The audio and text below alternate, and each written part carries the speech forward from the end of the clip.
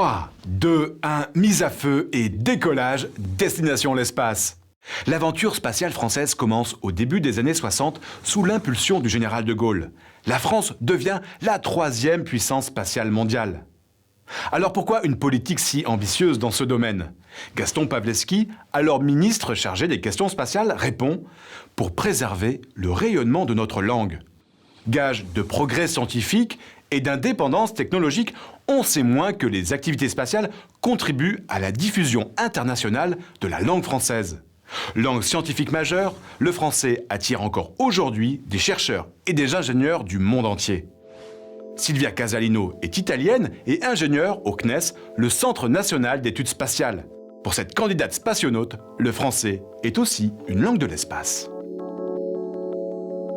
Le français est une des langues de référence du spatial, comme le russe et l'américain, l'anglais, parce que la France a été un peu le 3e pays qui a fait sa course dans l'espace. Et j'ai l'impression que dans mon travail quotidien, c'est un peu aussi peut-être par rapport au positionnement géographique, mais on arrive à dialoguer assez bien, aussi bien avec l'Allemagne qu'avec l'Italie, qu'avec l'Espagne.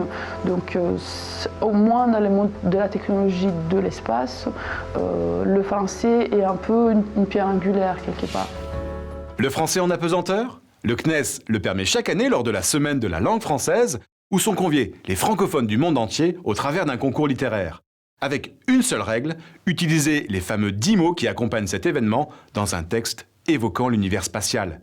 Et les meilleurs textes sont publiés dans la revue L'Espace en jeu.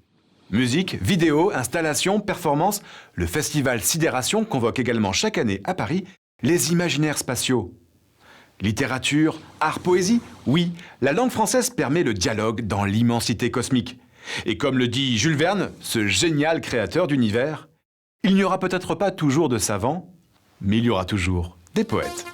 Allez, maintenant les événements majeurs à ne pas manquer, c'est l'agenda francophone. En France, à Montauban, le festival de musique Alors chante du 6 au 12 mai. Au Brésil, à Sao Paulo, la 16e Assemblée générale de l'Agence universitaire francophone du 7 au 10 mai. Rendez-vous maintenant sur Internet pour en savoir plus, réagir et partager vos coups de cœur francophones. La semaine prochaine, on revient sur Terre, destination la Slovaquie. D'ici là, bonne semaine à tous sur la planète francophone.